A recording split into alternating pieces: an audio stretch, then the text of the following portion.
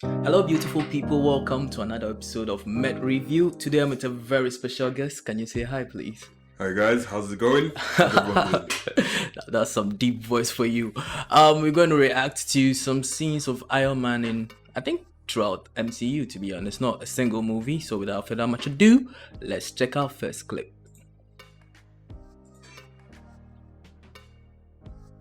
Okay, you can see. I think he's actively boxing.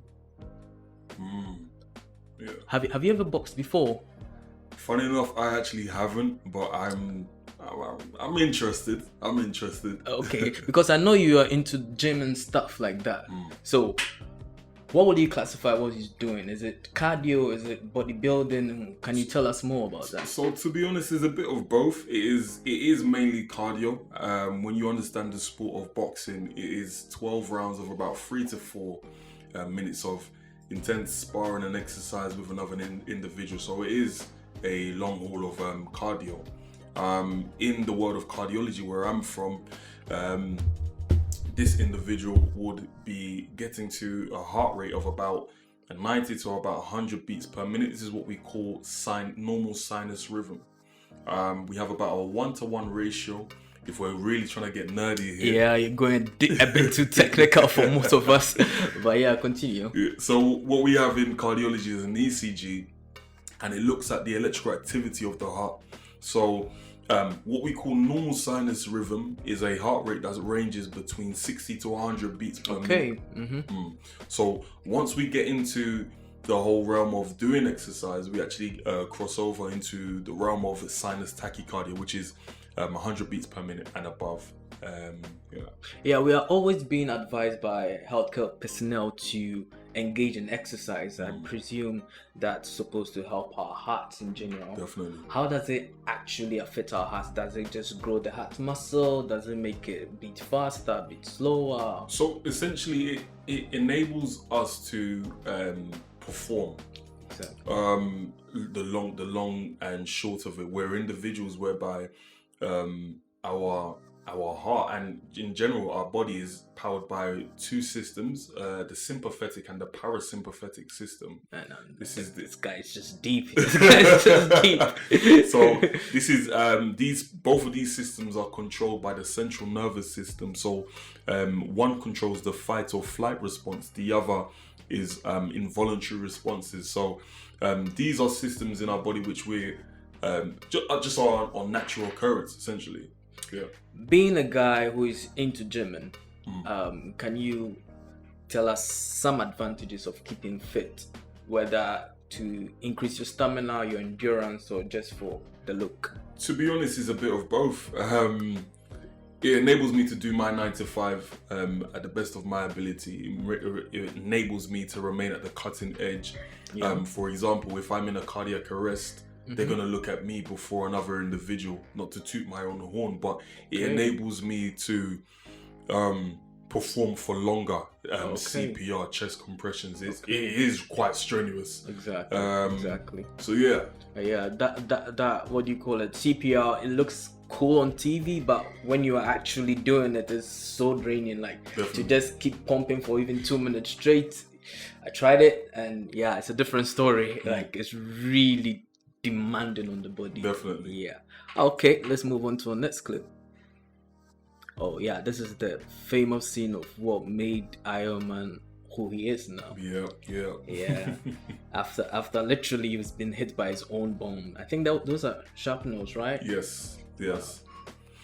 I think you've watched this movie several times. Yes. I know you're a fan of Marvel fan. And also Iron Man. Yeah. Yes. What's really happening here? So essentially, as I said, and as you said, I'm a nerd at heart. A big Marvel nerd. So as a Marvel nerd, I've enjoyed the scene. However, as a professional, the cardiac physiologist, it's a scene that I know that can never happen. Essentially, when Tony Stark gets when he gets the magnet across his heart, this is to prevent the shrapnel going into his heart. I remember, I think it was Iron Man 2 or 3. He said it with every beat. Yeah, the it was getting closer, Do you know what I mean? Yeah. But that's impossible. What we actually have within the body, before we even get to the before we even get to the heart, we have a rib cage. And the I would say the mechanism of the rib cage is exactly that, to prevent any trauma getting to the heart. So before even, so let's say on an unfortunate day, the shrapnel bypasses all of the rib cage and it actually gets somewhere near the heart. It will actually get into what we call the pericardial sac. So the heart is actually surrounded by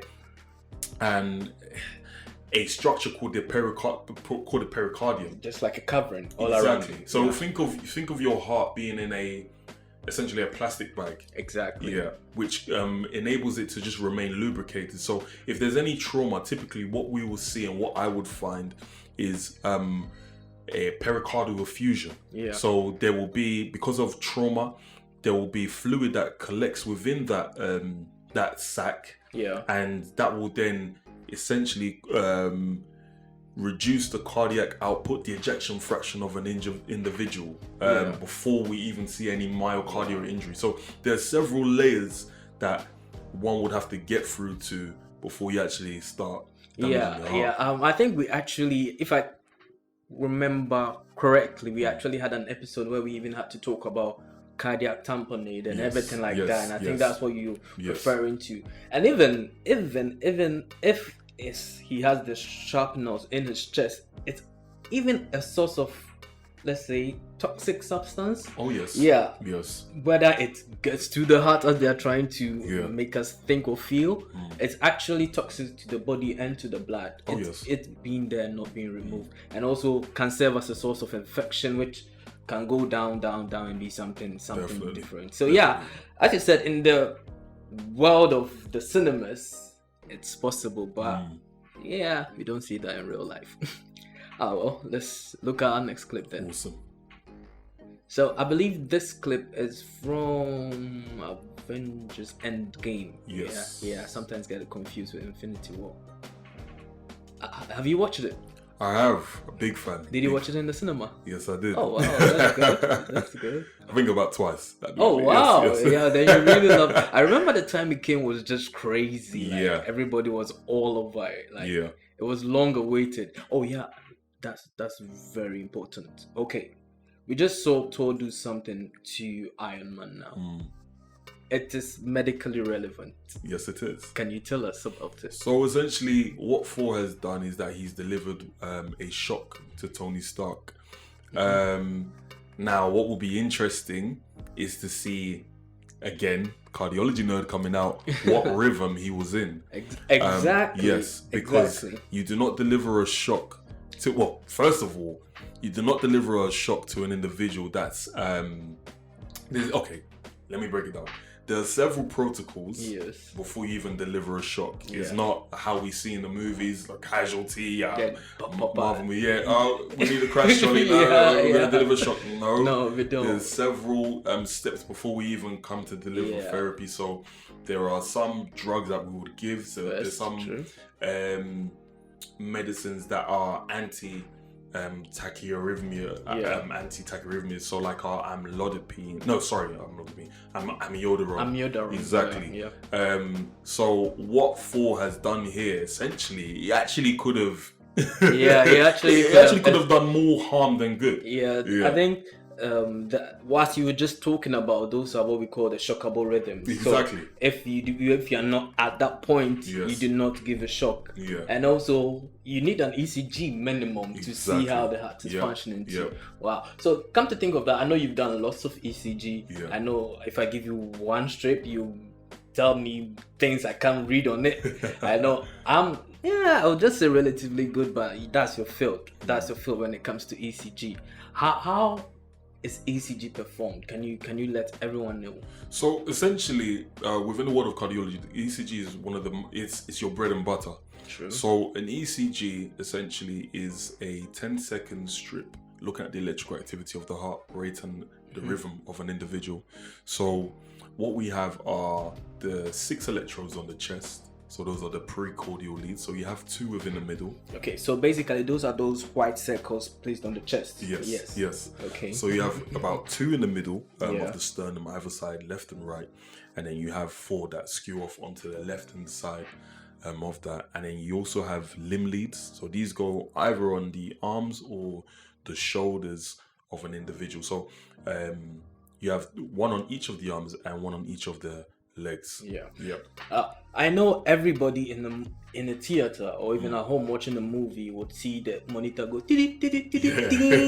everybody knows that when it goes flat, you're dead. Like that's like ECG made extremely simple for the viewers to catch on and grasp on. So I know you have a lot to say. I know this is definitely your field. So at this point, I just want you to introduce yourself, tell us where you work, what you do, and if anything extracurricular, you can just let us know. Awesome. So, hey guys, my name is Chibuzo Nwimo, or Chibs. So, or AJ on another day. So essentially, I'm a cardiac physiologist. I've been so for about 4 and coming up to 5 years now. So I'm a cardiac physiologist. I specialize in both interventional and echocardiography, so that's the imaging side of cardiology.